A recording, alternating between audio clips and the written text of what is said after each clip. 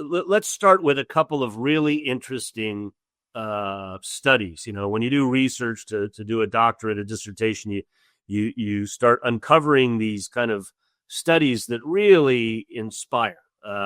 Again, I'm walking into this thing as a skeptic. Like, I'm a business guy. I'm come from the entertainment industry. I'm very much into family entertainment, family values, creating content that is safe and enables children to develop, on an age appropriate basis, etc. And so, I'm coming at this thing. I don't have crystals in my house, and I don't have shamanic drums, etc. But I will say that perhaps now I do, and that's because when I dove into this, I'm going to share some studies with you.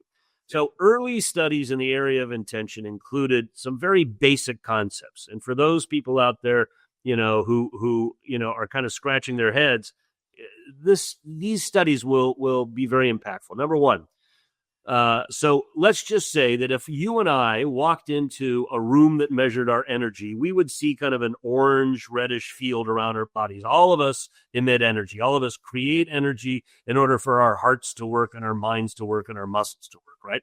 And so we would have this kind of energy field around us.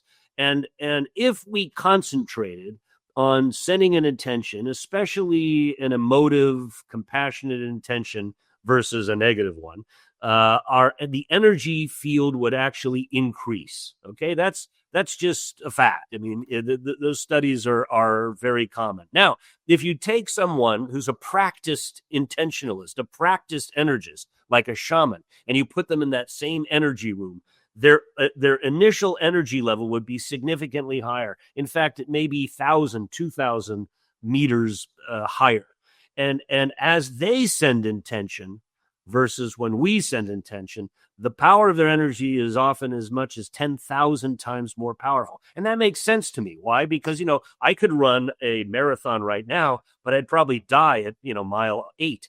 But if I practice over a year or two, I could actually finish the marathon. Now, I may not be as good as the guy who wins the marathon from Kenya, but I may finish the marathon because that man from Kenya has a gift. He's been given a gift from the time he was born for speed and endurance and sagacity, etc. And so, but I absolutely can, through management of my body, get to finish a marathon. So the point is, these shamans actually have a connectivity that's at a higher level, perhaps from gift and perhaps from experiment and continued work in the space, that is more powerful. So the early experiments showed if you take a handful of seeds, like apple tree seeds, and the shaman intended for them to be more productive and grow faster, and put them in the earth, and then he took a handful of seeds that was a control group that he didn't touch, he didn't intend, and you put them in the ground near each other. It's very clear over and over and over again, this experiment has been redone over again, that the seeds that have received intention grow faster and bear more fruit.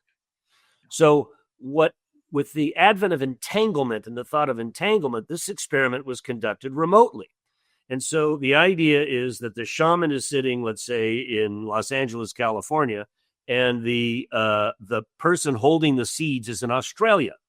And the shaman sends the same intention to the person holding the seeds across the world. And then there's a control group. Those seeds are planted, and the same cause and effect occurs. The seeds that received intention grow faster and more productive than the ones that didn't. And so that's kind of an entry-level conversation. But there are more interesting, experiments.